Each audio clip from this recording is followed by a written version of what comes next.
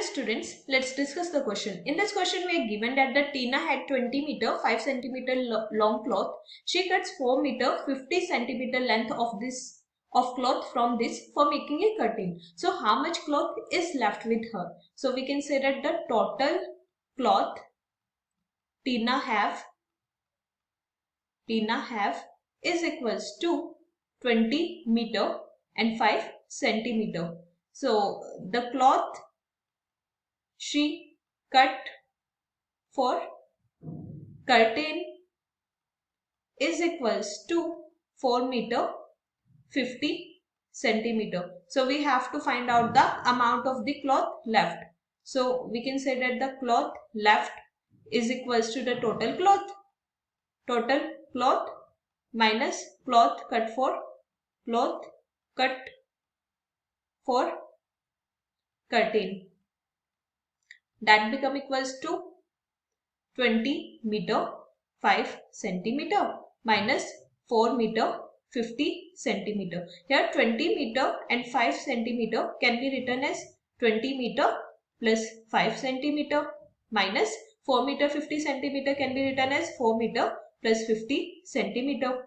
So this from here can be written as 20 meter minus 4 meter plus 5 centimeter minus 50 centimeter. So 20 minus 4 become equals to 16 meter and plus this is 5 centimeter minus 50 centimeter become equals to minus 45 centimeter, and we are using the property that is plus and minus become equals to becomes minus.